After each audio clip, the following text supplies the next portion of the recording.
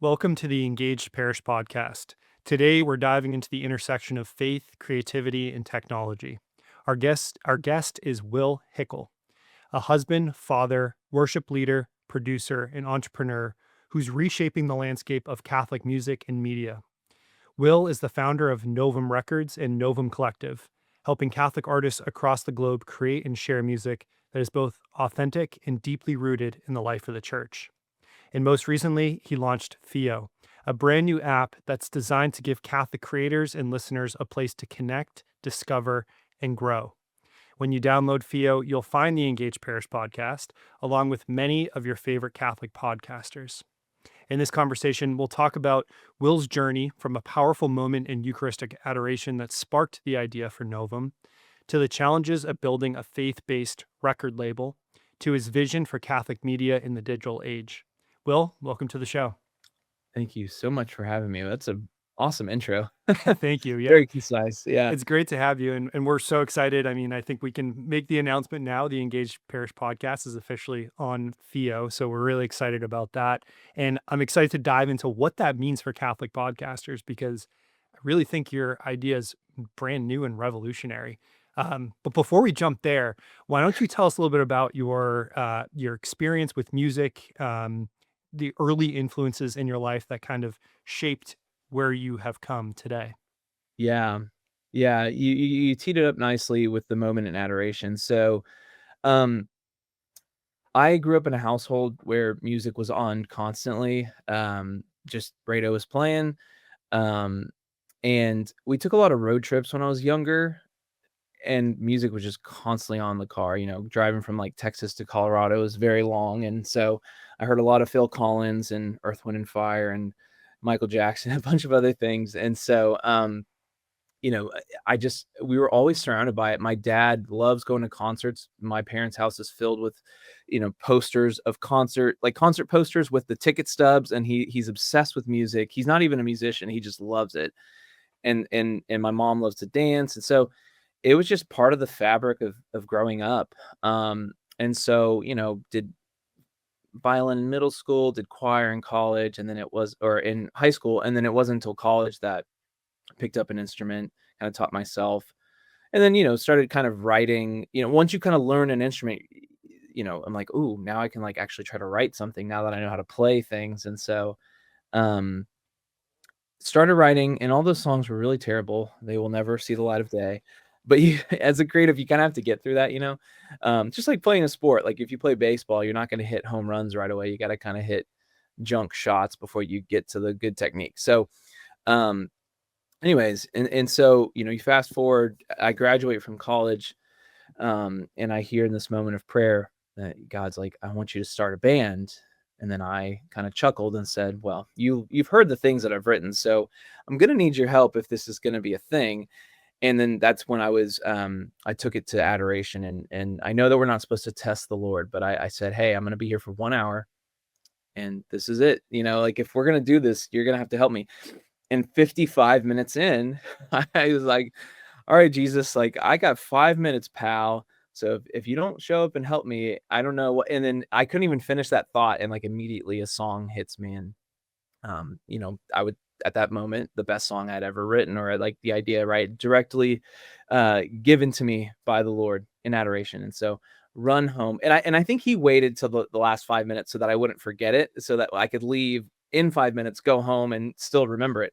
Um, and so get home, cut this demo, show it to a pal who introduces me to my now business partner. And so it was like God gave me exactly what I needed at the right moment to meet the right people, to have, at least one song to prime this record with this new band.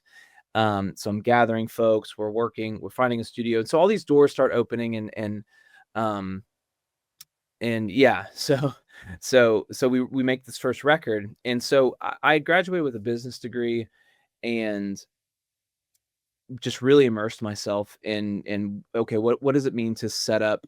What does it mean to produce an album well, on the administrative side? So before there was AI, where you could just ask a question and get an answer right away, I bought a book called Music Contract Library, and I read the whole thing, and a couple other like music business books, and just totally just dove in.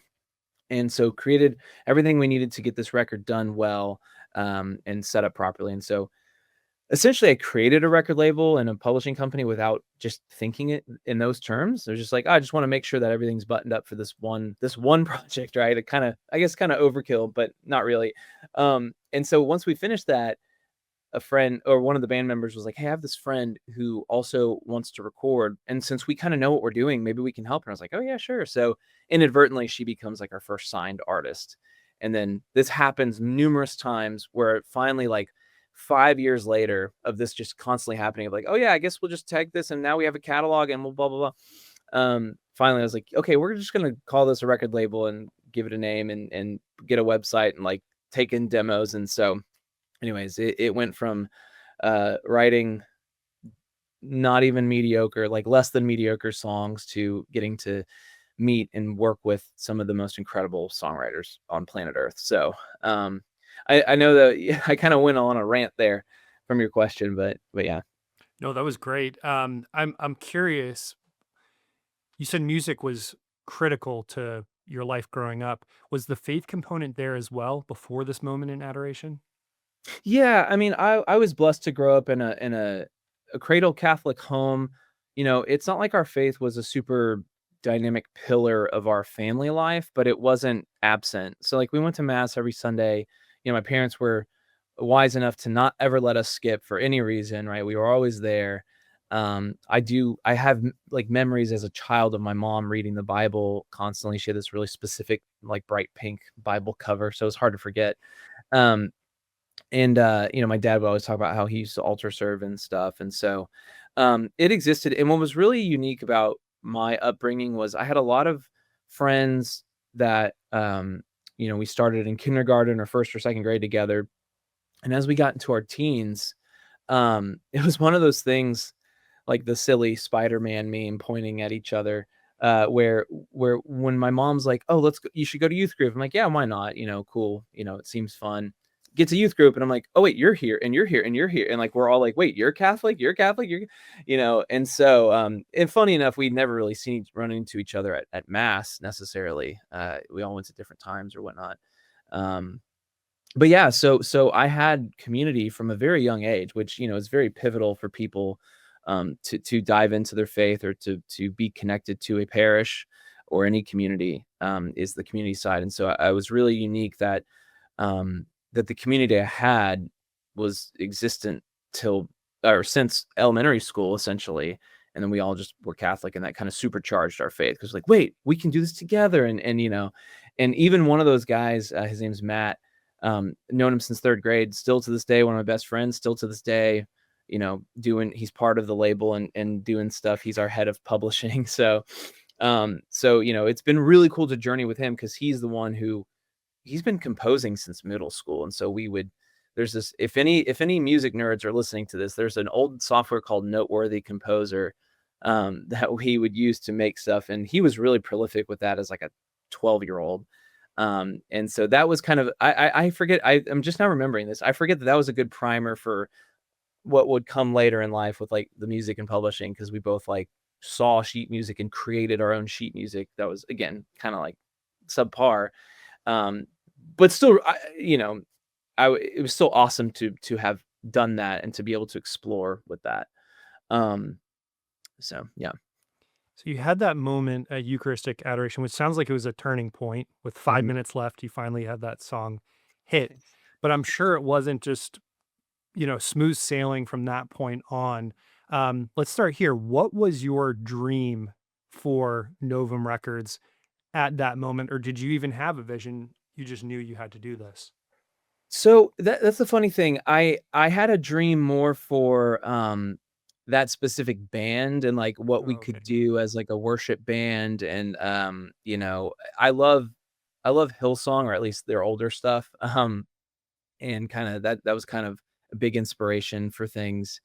And so I'd always thought like, "Oh my gosh, like what if there could be a Catholic version of that?" So it was like I think that was kind of the carrot that made me think like, "Okay, this could be cool to pursue." But definitely like a bait and switch because once I was like trying to pursue it, God was like, "Well, we've got other plans," which is totally great. Um, and so yeah, I think Yeah. What was your so when you decided that that you were going to move forward with Novum Collective and Novum Records, what was your initial vision? How, you know, did you have I know you said you bought that book and just read it cover to cover, but did you already have an idea of how you're going to work with artists, what sort of artists you wanted to pursue? And also, what was your definition of success like when you first started the collective and the record label? Yeah. So I guess I'll give a little background on the collective. Um, so the label started off mostly, or actually only, focusing on worship and liturgical music and things that could be used, like, because we had a big publishing focus at the beginning, where like we were creating sheet music and then putting it on platforms like CCLI or One License, for churches to use and communities to pray with. And so what happens is, at that kind of 5-year mark, I'm having these conversations with folks who are rooted as worship leaders. That's mostly what they do, but they're starting this kind of like feel this almost like uh, restlessness of like, I just I want to do something else. And that was another pivotal moment for me, was having a chat with one of my artists, Stephen Jobert, who was like, man, I play all these worship conferences and summer camps, and I just I haven't recorded in a while because I don't feel like I want to record CCM worship. Um, but I don't want to record anything else because my audience wouldn't like that. And I was like, I straight up said, who said that they wouldn't like whatever you want to do? And he was like, well, it's just they wouldn't like it. And I'm like, but who said that? And he finally conceded, or what happened was, I asked the question, and this is a huge thing that I ask artists to this day. And I said, well, what do you want to make? Like, if you could make any record, what would it be? And he lit up, and for 30 minutes, he just went on and on and on about what he would do, what these songs write, who inspires him. And I just let him talk. And then at the end of it, I said, when do we start? And I think it unlocks something. I'm like, oh, I guess I don't need anyone's permission. Um, and even one of my favorite quotes, in fact, my latest child, his middle name is Irenaeus, because my favorite quote is Saint Irenaeus is the glory of God is man fully alive. And that's the rocket fuel for us. So when you said, what does success look like? It's that. Are my artists thriving? Are they happy? Are they achieving their dreams and their goals with their music? I don't promise anyone I'm going to make them Taylor Swift or Coldplay or even Matt Maher. It's like, we're going to just serve the Lord and glorify him through making beautiful, authentic art. And yes, we have experience, we have a team, we're going to do it professionally. There's some give and take on collaborating. Like, if they're like, I want to do this, we might advise, well, maybe, based on our experience and like how we know how to make a good record, like maybe we don't do that, blah, blah, blah. And so there's a lot of journeying in that regard. But anyway, so the measure of success is always, it's never earthly necessarily. Like, any record label in LA, New York, London, whatever, they would all, Nashville, they would probably scoff at the way that we do business and say, wow, you guys are doing it.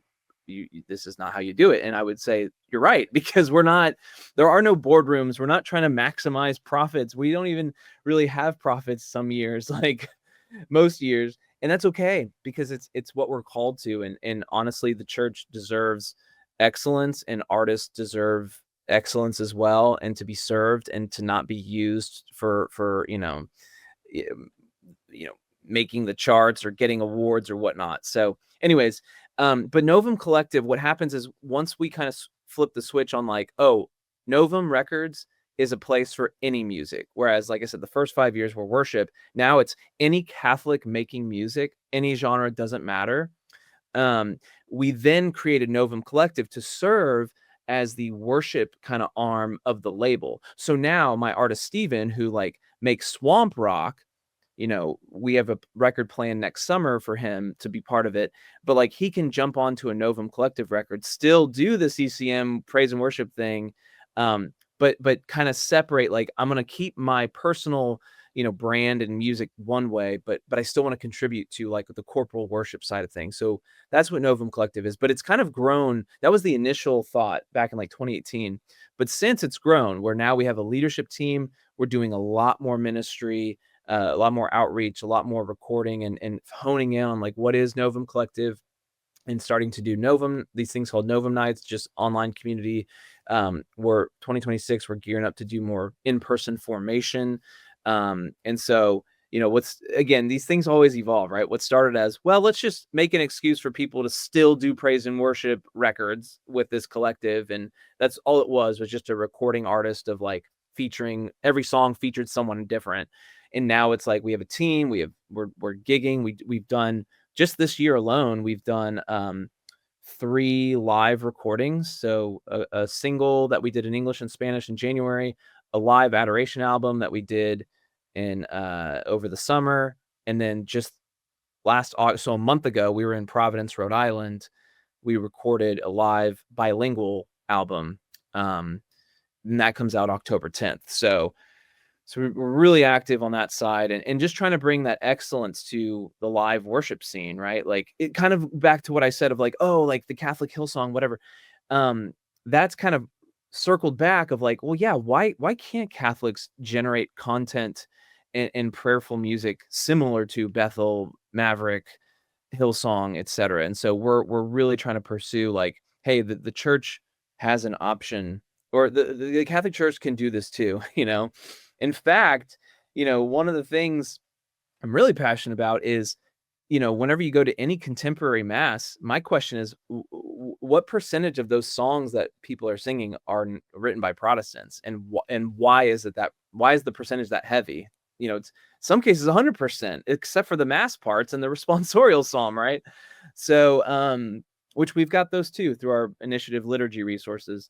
But anyways, I'll stop here. I could go on for hours, but No, thank you. And thank you also for drawing that distinction between what the collective is versus what Novum Records, because that was going to be one of my questions for you.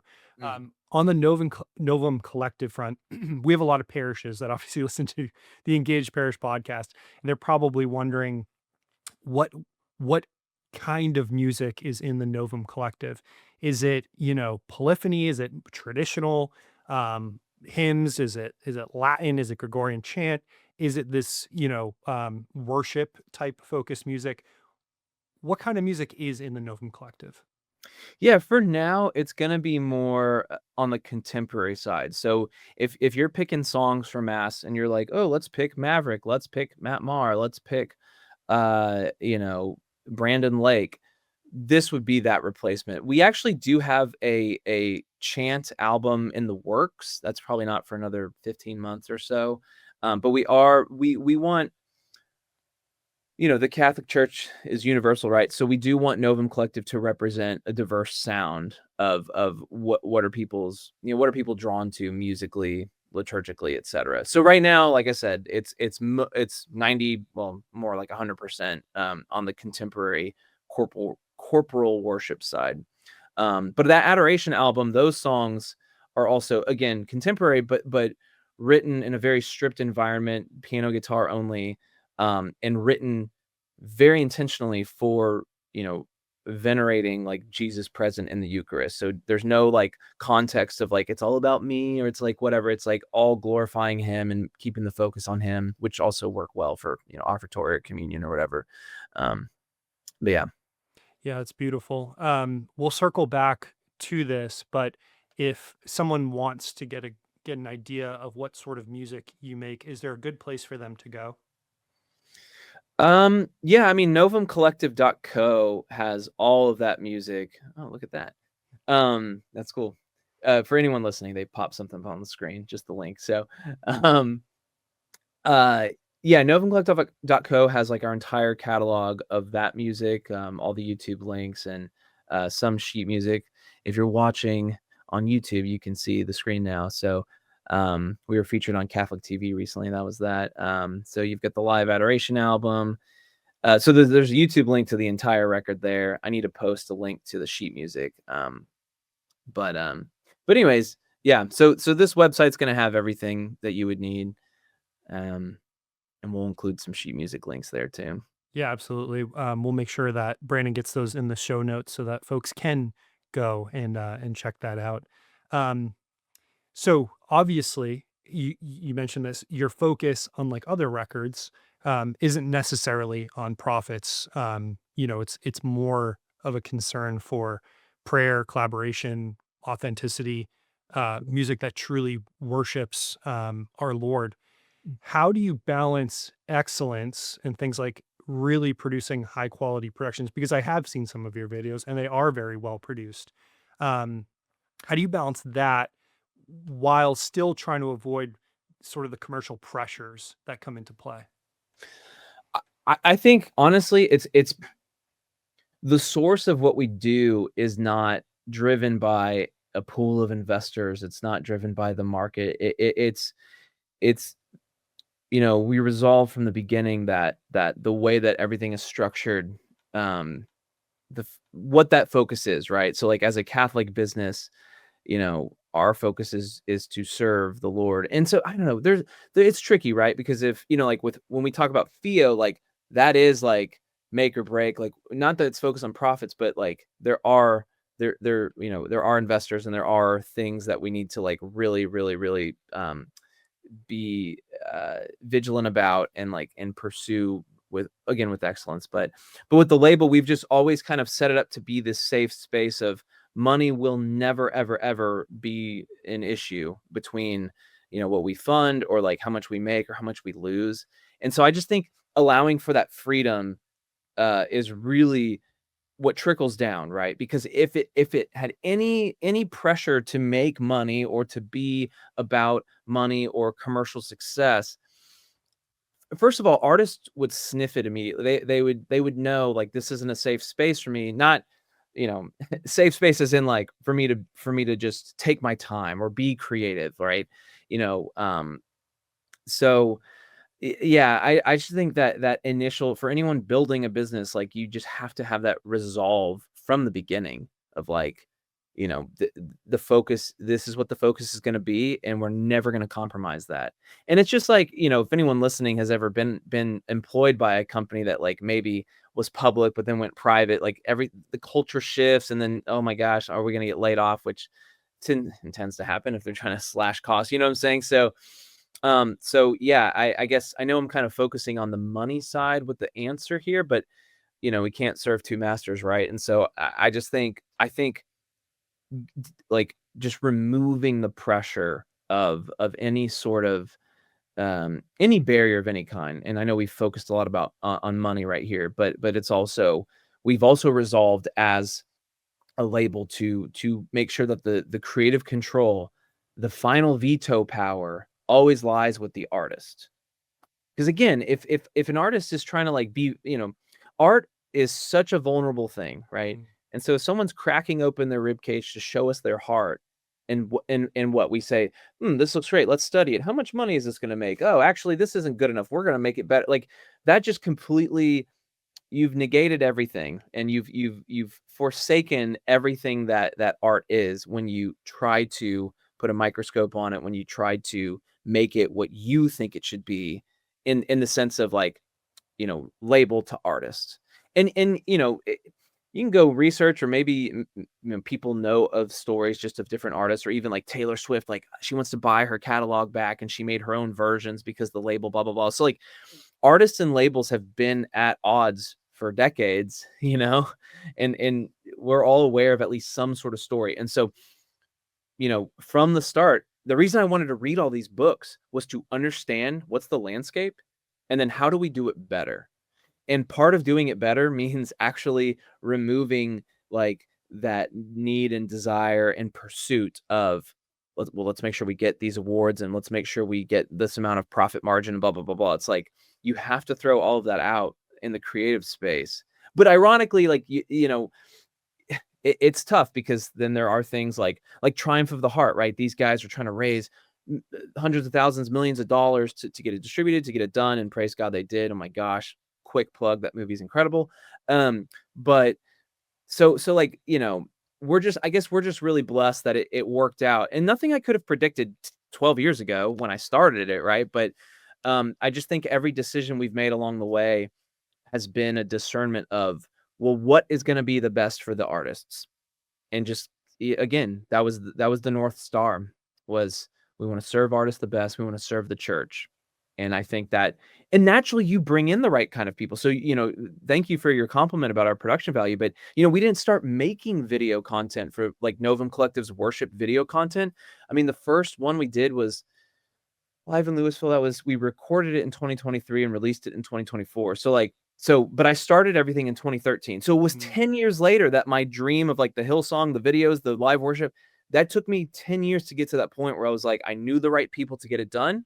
And I had like the right crew to write the music that was good enough and perform it well enough. You know what I'm saying? So that's another life lesson here, is just everyone, we just all need to be patient as we build things. And especially with parish life, like there's, I've been wanting, when I moved to Dallas to work for a certain parish, I had this dream of building like a farm team to mentor young worship leaders and kind of build a pipeline to get them to play at the youth mass with me. And unfortunately COVID kind of stopped all that. But I knew, I was like, it's going to take like 5 or 10 years, because it took that long the last time I did it at a parish in the Houston area. So anyways, I'm sorry, man. I keep giving you very long-winded answers. No, this is great. This is exactly how you're my favorite kind of guest, honestly. Okay, good. Everyone wants to hear, honestly, from you more than they want to hear from me.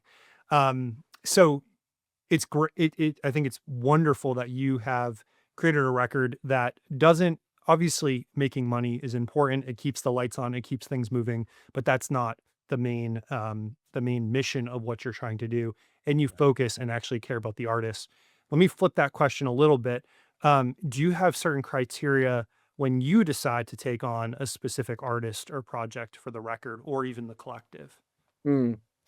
Yeah, I think,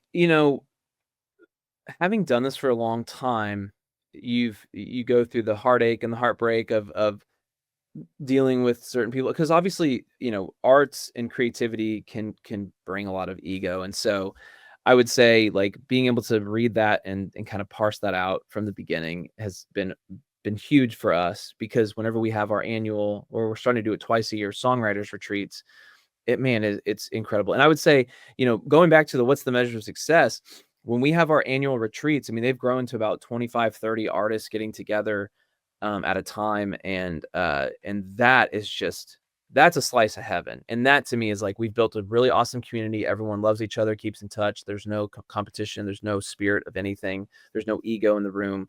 And that to me is the biggest success. But yeah, so just making sure that when I meet an artist, when they submit a demo, which by the way, I do listen to every single demo and I do respond, even if it takes me like a week or two. But when an artist submits something, like, okay, I am listening for songwriter quality, recording quality, and not like sonic quality, but more just like, do they kind of know how to record themselves? And that's not a make or break, but so don't be discouraged if you're listening. Voice memos are great.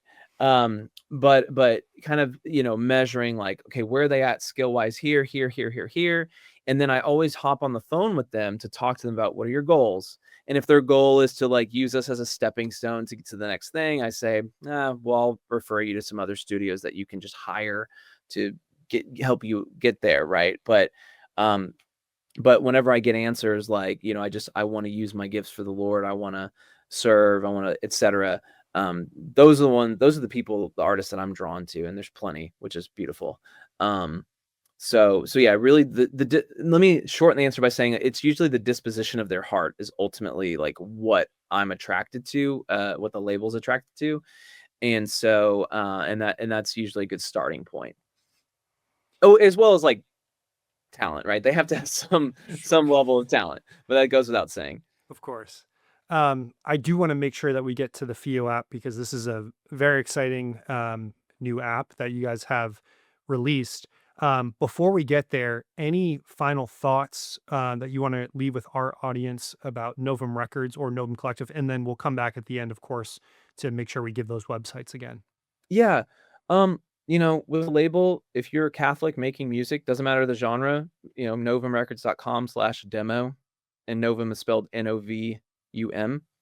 And then for the collective, the way to get involved with that is just starting on the Novum Records side. Like that's the top of the funnel for us, is getting involved with the label. And then, if you're interested in leading worship or writing with us or anything like that, you can certainly reach out, but we'll kind of talk about both at the same time. But we are actively trying to book like an Advent tour. If anyone needs parish missions or anything like that, Novum Collective is out on the road, and we're bilingual. That's a huge thing that we're like a huge focus for us, is the trying to unify the English and Spanish church. Not that there's disunity, but sometimes you go to a parish and it feels like two parishes. And so this Live in Providence record that comes out October was really intentional about the bilingual side of things, as in like some of the songs weren't just written in English and then we just got it translated. It was like, no, when we write this song, how do we write it in both languages so that it fits well and it works? And where I'm an English speaker, but like I can sing the Spanish parts and I can still pray with it because I know I just sang the English version a second, like, the same verse in both languages. So it's like, oh, I can sing this verse again. I know what it is because I just sang in English and it hasn't changed, but it's a new language. And so, really being intentional around that. So, in fact, we're really blessed in October. Novum Collective just got booked for CDJ, a big bilingual conference in LA. So, we're actively trying to do that, as well as record. If any community wants to have us out to record a live record, we'd love to write. Yeah, there it is, novumcollective.co/booking on the screen there. If anyone also wants to have us come out and like write with your community, work on formation, and then maybe even try to plan a record at your parish, like we're down to just come be a part of any community. That's awesome. Yeah. Thank you for sharing that. And again, we'll loop back on those resources at the end and we'll make sure to include them in the show notes as well. Great. All right. So I'm saying this right. It's the FIO app, right? FIO. Yeah. FIO. FIO. And let me here, I'll kind of tee things up this way. Okay. I have Apple Podcasts. I got my podcast there. I have Spotify. They have some Catholic music, lots of worship music. Why do we need the FIO app? Yeah, that's a great question. The FIO app is, I would say, or I do say, it's the Catholic alternative to Spotify and Audible. The FIO app is, oh yeah, brilliant. They've got it up on the screen. You guys should watch this on YouTube. We are focused on Catholic creators, Catholic content, Catholic consumers, Catholic businesses. So, FIO offers a place where if you're a Catholic and you're like, I would really like to find more Catholic content, or on the flip side, I'd like to not be on a platform that has a bunch of junk on it that I could stumble upon or my kids could stumble upon. But I still want good culture and I still want things that are, things that I'm going to enjoy.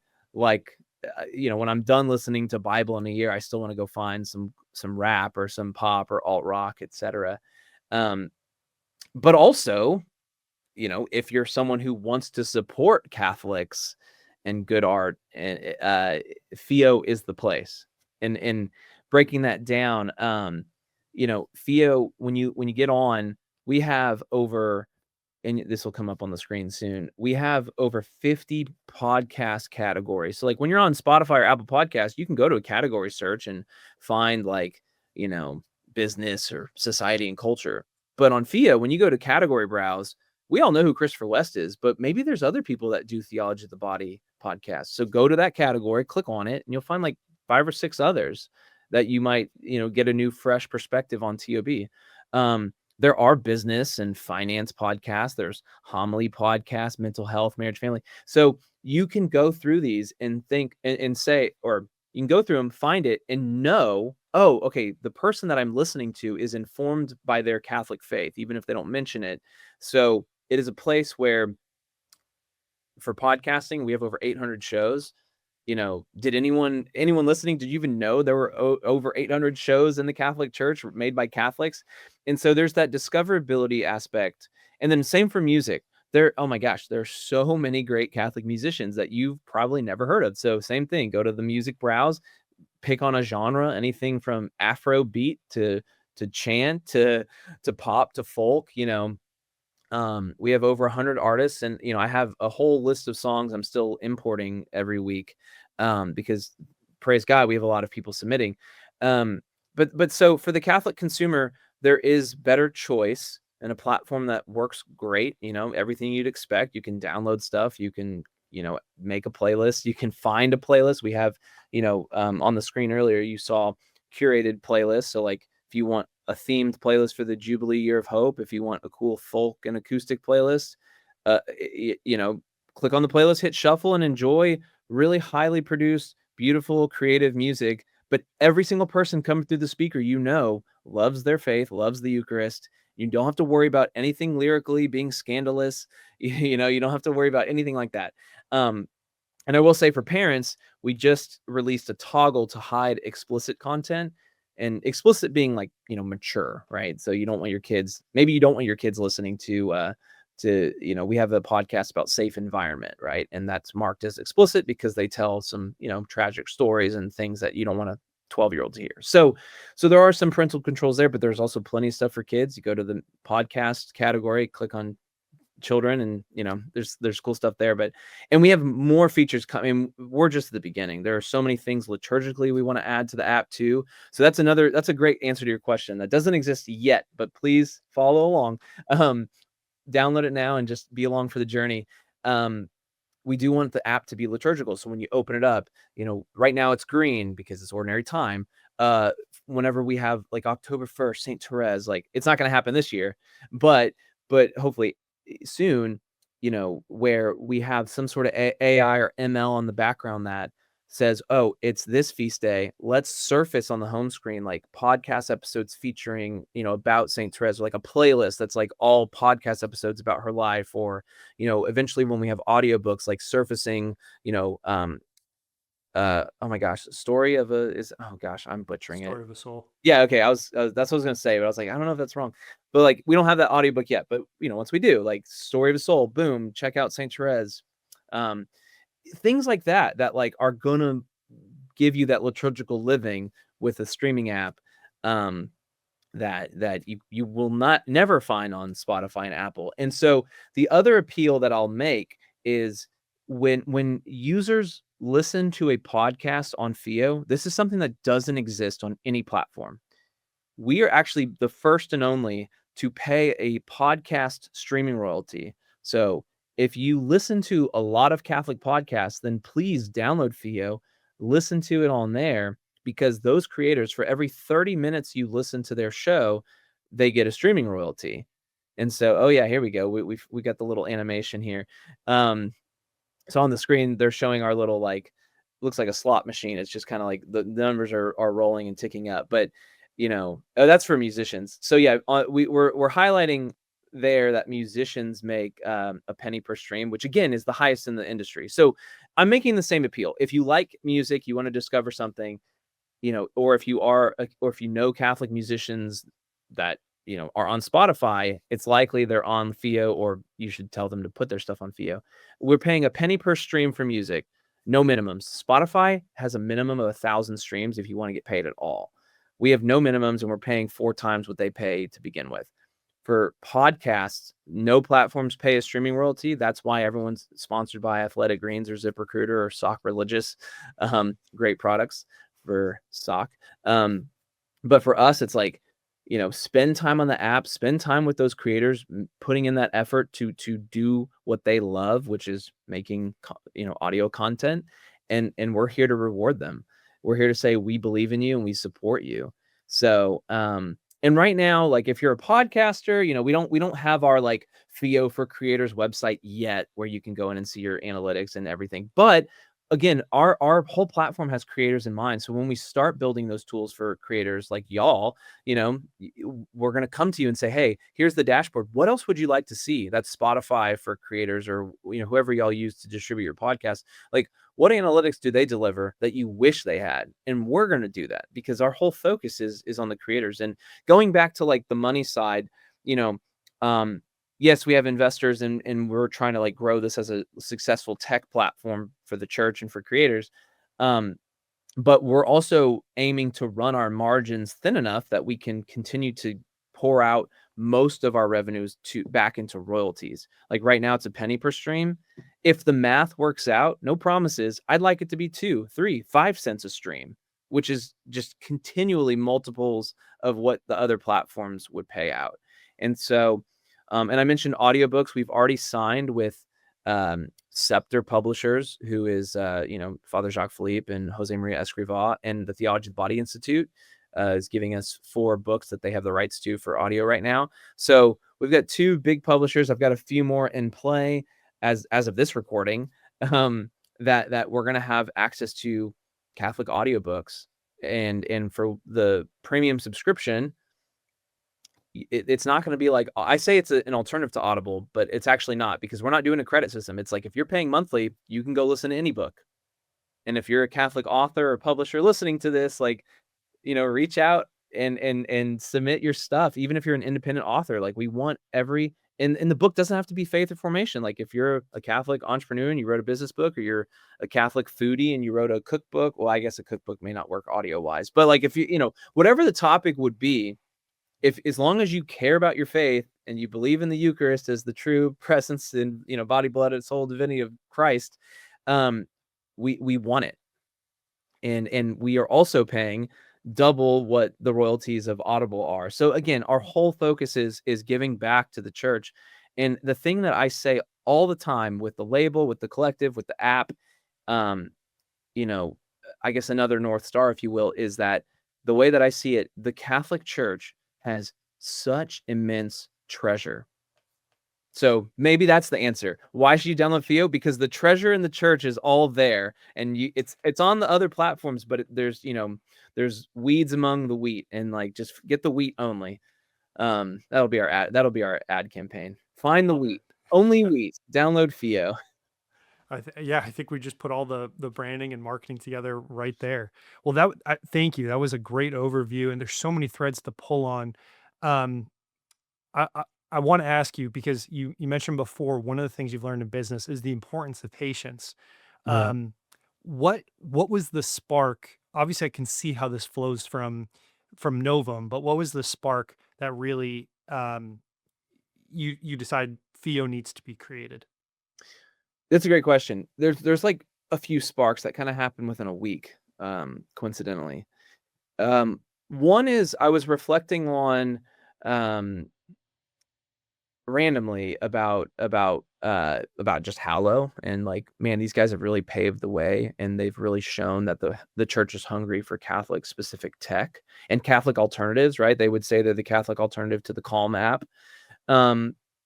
Simultaneously, even though Spotify is like this multi-billion-dollar company and supposedly should have a very, very strong algorithm, I got served up a recommendation for a podcast episode from a podcast I've never listened to, but I listen to similar stuff, so I can see why they served it up. But the title of that episode was called An Abortion Story. And I'm like, do you guys not know how much like praise and worship I listen to on this app? Like, why would your algorithm think that this would be appealing to a guy listening to, all the Hillsong hits and whatnot, and all my Catholic artists?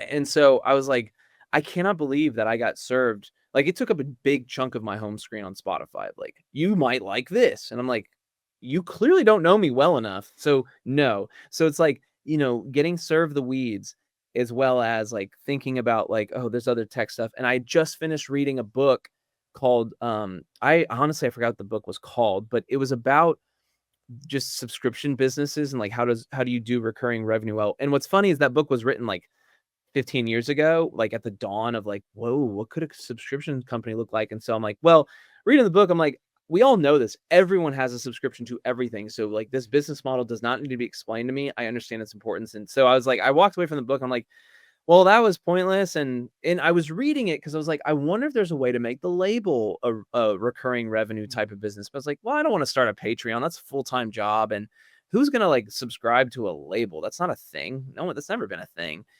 And so I went beyond that. So then it was like, between that thought and then the like reflect on Hallow and then like being served junk on Spotify, those things kind of, converged into like, well, why don't we just create our own Catholic technology that's an alternative to Spotify that's recurring revenue? Like, it all hit at once. So that's kind of like how it happened, I guess. So Is there a free version of Fio? Is there a paid version? What does that look like right now? Yeah. Fio's free to use. Android, Apple. As of this recording, and September 23rd, 2025, Android app has a bit of limited functionality. You can still find stuff, you can still stream, you can still download. But following and favoriting is coming within the next couple weeks. The iOS app is the strongest right now. You can do a lot. And we have a web app that is hopefully going to be out in like a week or two so that people can stream on their browsers. And then eventually we'll do like a desktop app, a Apple TV app, etc. But yes, everything is free. On the iOS app today, you'll get hit with audio ads, which another plug, if you're a business and it's still 2025 or your parish or any Catholic doing stuff, whether you're a creator or a business or a community, we're running free audio advertising on the app. Fio.fm/ads. Oh, he was ready. It popped up on the screen right on time. I love it. Yeah. So we're running free, 30-second ad space because we're reserving that space. Oh yeah, he got the right website too. I love it. These guys are great, by the way. As a guy who does production, branded. these guys are on the ball. I hope you're watching on YouTube. And eventually watching on Fio, because that's part of our roadmap, is doing having video capabilities for artists' music videos as well as video podcasts. But yeah, we want some good advertisements from Catholic businesses, Catholic creators. And again, it can be a plumbing business. It doesn't have to be anything fancy. Like, just send us whatever. We're running it all for free as we do our proof of concept. So no credit card, no nothing. Just submit, read how we want the ads formatted. And so if you're listening on the app on iOS today for free, you will get hit with those ads. You will be able to turn the ads off by going premium. Our premium subscription is $5 right now. And the reason it's not 10, which is our goal, is because we don't feel like our functionality is completely there. So we're letting it be a little bit, I guess half off, if you will. So $5 a month, $50 for the year. Eventually that'll go up to $10 a month and maybe like $100 for the year. But again, you can know like those dollars are going towards a completely Catholic company, Catholic tech, and more importantly, the Catholic creators. Yeah, I again just absolutely love the concept. When you hear about what you guys have built, it seems so obvious, but no one's done it yet. And you can see the distinctions between what Hallow's doing, or what some of these new AI like Truthly and Magisterium AI are doing. Each one has its own function and purpose, but yours is certainly unique. And of course, there's always a little bit of overlap between these different apps. Theo is still so new, but do you have any early stories of impact for maybe listeners or creators, or is it still too new for that? Yeah, so no one's gotten, like, I keep saying we have the best streaming royalties. No one's received a payout yet because we're doing $50 minimums and no one's hit that quite yet. But I know they will. And so I'm excited for those success stories of someone, feeling like, wow, I feel like music is sustainable because I'm being discovered, I'm being streamed. And, even like 100 streams on Fio are more valuable than 10,000 streams on Spotify. And I'm hoping that, my hope is that people would find local artists this way and that people would value Catholic music more. Those are my hopes. But to answer your question, some early success, I've had a few podcasters reach out and say, hey, I just heard from a listener who discovered me on Fio. Like I said, they went to that browse page or even on the homepage of Fio. There's a carousel that says latest episodes. And that carousel is the like top 30 or 50 latest podcast episodes across the entire platform. So it's like a built-in shuffle. Like if you just go to that part on the app and say, what are the latest episodes that every single show has dropped in the last, minute, right? It's chronological to the second. You can kind of shuffle things that way. So they either found it on that shuffle or they went to the browse and went to like the coaching section and found a new podcast. So we've had a lot of people get their first touch on a show with Fio. And so that's like the most concrete success story to date.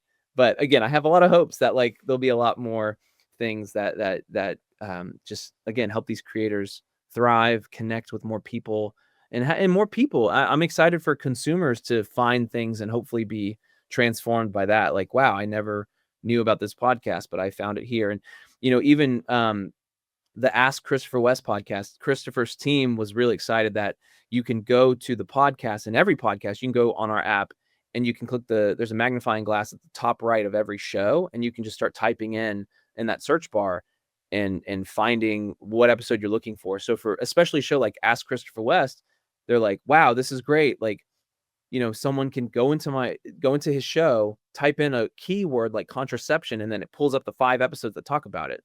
Because he was telling his team that he's like, man, I keep getting asked the same things. I wish there was a way people could find the question first. And it's like, well, that's a semi-success story where, not Christopher himself, but his team told me directly, like, wow, he's gonna love this, and so hopefully you guys will too. Go find, our search bar is pretty intelligent to begin with, so you can type in contraception and see like 100 episodes of whoever talked about it.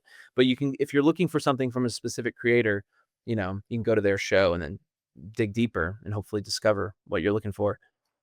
And that's one of the cool things is Theo's already sort of filtered authentically Catholic content, and then be able to then filter more within that. If I were to search contraception on Spotify or in the podcast in the Apple Podcast app, who knows what I'd find? Certainly, Yeah, certainly gosh, yeah. Catholic. The majority of it probably wouldn't be. So that's very interesting. I do have a couple of questions. One is a little bit more parish specific. Yeah. For parishes that want to get Theo out to their communities, their parishioners. Before I ask that question, on the advertisement front, you mentioned, even if you're like plumber, you can go ahead and advertise. Do you guys have geolocation capabilities for, small local Catholic businesses, or is that not built in quite yet? That's a not yet. That is 100% on the roadmap. And even like our first party data is very limited. Right now, if you submit an ad, and this is also why we're not charging for ads yet, right? Because it's so limited. Right now, you can target based on what are they listening to. So like, I'm a rosary maker, so I'm going to check the rosary and the prayer and the reflections and the faith formation like podcast genres or topics. So like you can kind of start to get towards your audience, and then once it hits through those, it'll start shuffling to any user. But yes, the roadmap for advertising is massive. We are going to we're going to have like, people be able to volunteer. Like, I'm single. This is my zip code. This is my age range. Even if people aren't Catholic, like they can tick a box, like I'm Catholic or I'm Baptist or whatever, because, the platforms, anyone can download it. And so once we can kind of like get more of that data provided by the users, we don't have that capability yet either. Like there's no account, settings for those things yet. But yeah, so I'm getting in the future here, but Sure. eventually we'll have geolocation and then all that other great, rich first party targeting data, and then we'll start charging. That could be so cool, especially again for those smaller mom and pop Catholic businesses. Even a Catholic, I don't know, cafe that's owned, or a cafe that's owned by Catholics. Yeah. That could be really cool for that. But even what you said too, eventually being able to target certain topics, I can imagine how that could be really, really great for Catholic businesses that make those connections. Hey, if you're into, I think the Rosary Maker is the perfect example. If someone's listening to the Rosary frequently or podcasts on the Rosary, naturally they might be interested in a high quality Rosary. So, Yeah. very cool. And again, I know we're talking future state here. Yeah, we're talking future state, but if you are a business who is Catholic, like make yourself known on our homepage. I think we have, I'm going to verify this real quick. I think we do have, if you scroll down on the homepage, a Catholic advertiser sign up. I'm scrolling through. I should have had this prepared. I apologize. I don't, maybe it's on the ads. Well, my email is will@theo.fm, or you can do ads@theo.fm on the screen there. If you are an advertiser and you're saying, and you're like, well, I don't want to throw an ad on there yet because I do want to be more geo specific, please just still make yourself known so that I can add you to our advertisers email list. And then when we start putting in new features, you'll be the first to know. So ads@fio.fm, that's the email address, ads@fio.fm. Make yourself known, and then we'll certainly, and even parishes, like if parishes have a bazaar or some local event they want to invite the community to, still put yourself on that email thread and say, hey, like I'd be interested. whenever it's ready, or I just want to be on the advertiser email list. And speaking of parishes, I mean, thinking diocese and Catholic companies like eCatholic, Mm. is there a way right now for them to get Theo out? I'm thinking of like the Amen app, or even Hallow has programs for parishes. Is that either Mhm. on the roadmap or something that Catholic organizations can take advantage of today? Yeah, I mean, we haven't done too much planning or brainstorming around that. Like, a lot of our time is spent like, let's make the product really robust and all those things. So, honestly, like, I'm open to ideas. Like I said, Will at Theo.fm. Like, if anyone, or if you guys have an idea right here on the spot, like, I'd love to find ways to partner with parishes. I don't know what that would look like. I mean, I guess we could offer some sort of parish-wide code or discount or something, but I haven't gotten that far. But if you are a parish listening, please reach out and say, "Hey, what would be really cool for us is if you did X, Y, and Z." Or shoot, if you're a parish and you want, we have, like Hallows put out a parishes like their floor banner, to get people to build awareness of the app. We're happy to make one and send it to you. If you're like, "Oh yeah, could you?"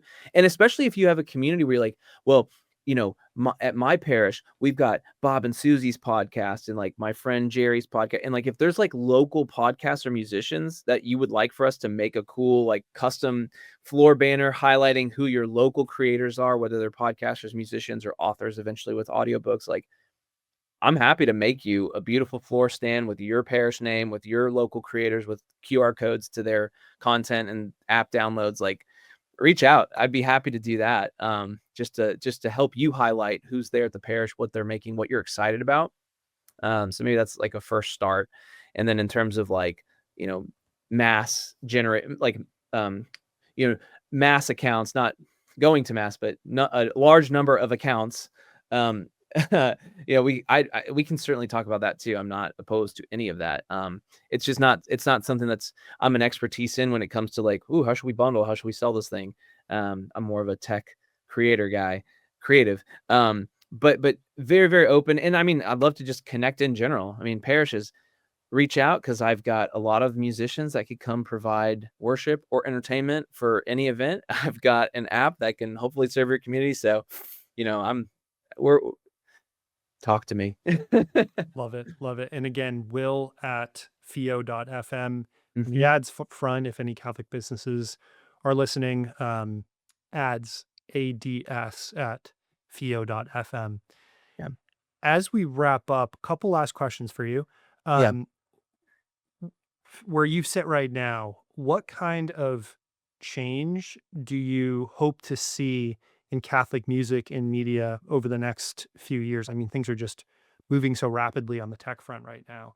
Um, Yeah. what do you hope to see there? That, we can part 2 this and do a whole nother hour just on that question alone. I'll try to make it as quick as possible. Um,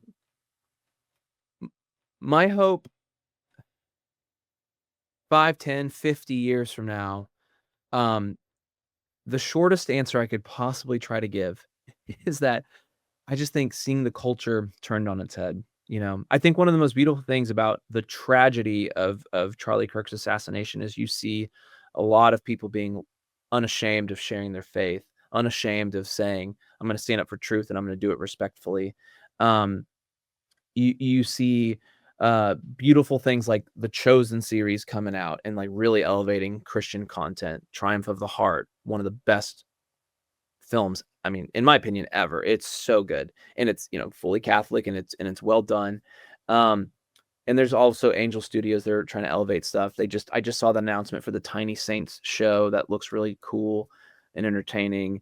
And so I'm really hopeful that like everyone's kind of caught the bug of like it's time to elevate things in the church, and we've been doing that with music for a while. So my hope is that would just continue trending up and to the right. That like there would be more options. I think EWTN's starting to invest in more original, newer, younger content. So, I just think people having a choice where you're on your Apple TV and you're like, you could click on Prime, you could click on uh, Hulu, or maybe you click on the new the new thing that's like, oh, this is where all my Catholic stuff. I mean, Theo will have an Apple TV app for our video content, for podcast music videos. So click on Theo and like just go see what's the latest like worship video, or I do have some kind of other like video streaming ideas I won't talk about just yet. But yeah, that you would go to those apps instead, that the Catholics would have a choice, that you go to mass, like I mentioned, the contemporary mass, that like where you pick up, you go to mass and like you're hearing worship that was written by Catholics, no matter the genre, if it's like chant or if it's polyphony or if it's contemporary, and I know a lot of chant and Latin stuff is older, but why couldn't we make newer chant or polyphony? Like the church is ever ancient, ever new. So yeah, I would say just that the culture would shift, and that like Catholic culture would thrive, and that even the definition of Catholic music would be all music, that there would be a value in music that's not just within mass, right? Like I know there's these guys that are working on an event called Catholic Palooza, and it's like a indie rock, kind of like indie alternative pop, kind of multi-genre festival. They have some hip hop, not a single praise and worship artist, but all Catholic, that like that event could be huge, that, that it would be a part of everyone's like, oh, every year, like my family, we head over to the local park where Catholic Palooza plays and we enjoy like awesome music and support creators. So yeah, just a flourishing of Catholic faith, of Catholic culture in media, art, whether it's on your TV, on your laptop, or live in person, inside the parish, outside the parish, that it would all be excellent, and high quality and authentic, right? Authentically Catholic, informed by our faith, no compromises. I like how you put that. We had a recent guest on that said, what would a Catholic car look like? Yeah, I listened to that episode. Yeah. Yeah, that was great. Yeah, would you have a confessional in the car? Like, Right. yeah.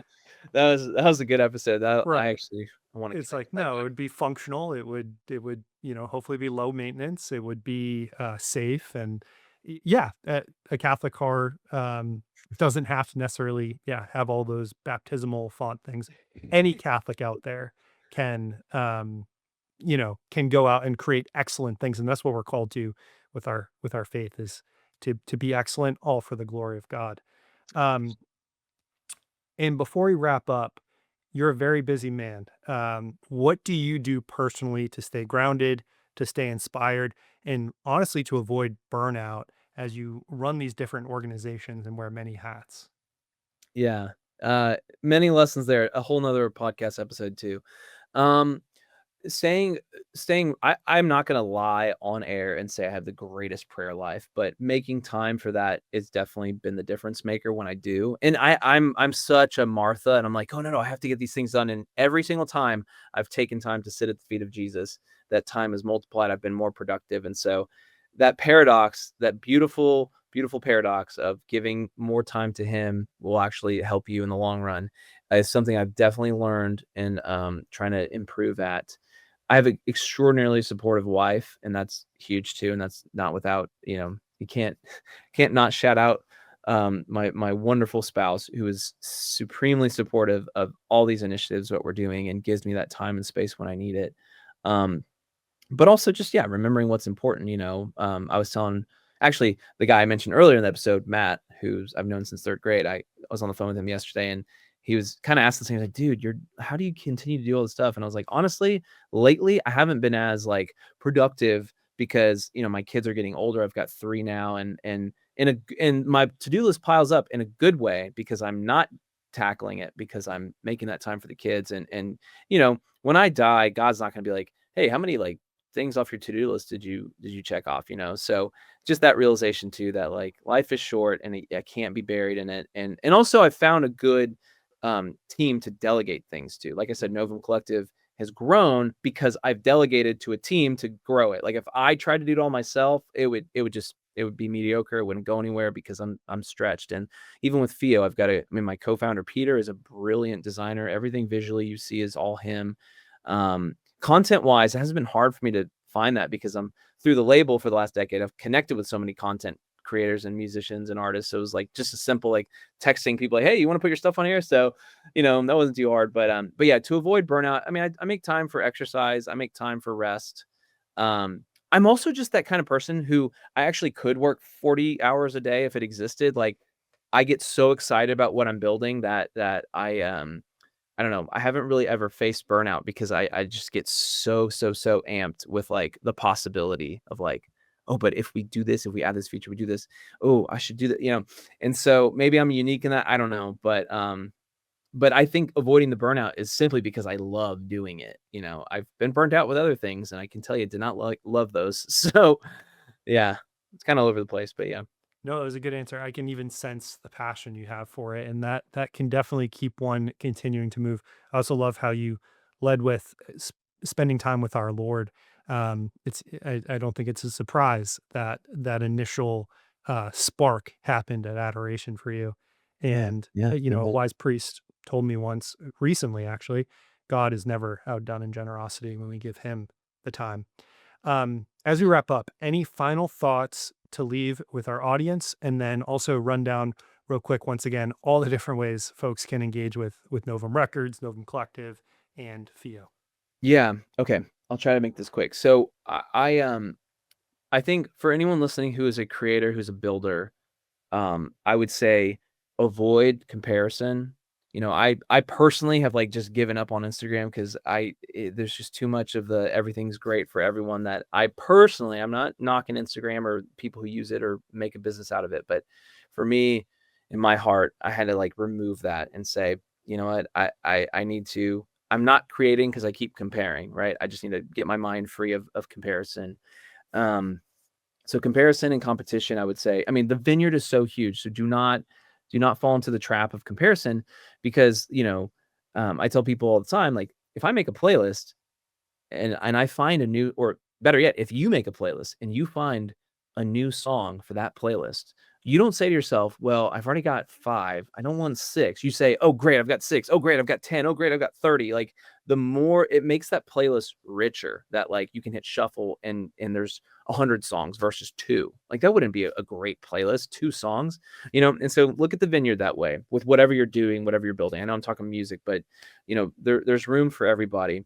And obviously someone might be like, but there's only one church that I can play at and someone else got it. It's like, okay, sure. But, ask God, where else could you be serving?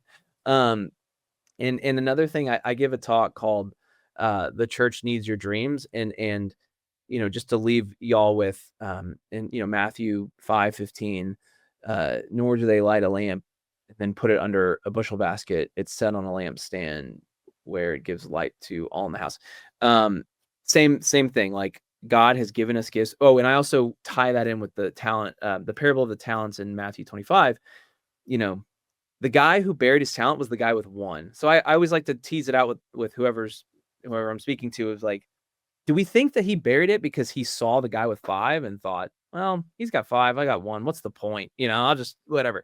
I think we can all do that sometimes. Again, going back to comparison, and it said when the master came back, he said like, oh, I was afraid, so I buried it. Well, what was he afraid of? Like failing? And so that leads to this quote that I put on the screen, of this kind of revelation I had of like, by trying to not fail, we fail by not trying. So, if God gave you the talent, like why, God was angry and it was righteous of like, I gave this to you and you did nothing with it. Like nothing, breaks his heart more than like, I gave you this gift. And yeah, it was 1, right? Like for me as a musician, I'm not, um, uh, Matt Maher. I'm not Yo-Yo Ma. I'm not Andrea Bocelli. Like I'm not this like supremely gifted musician in that sense of like execution, whatever these guys have achieved. I don't have Grammys. I don't have whatever.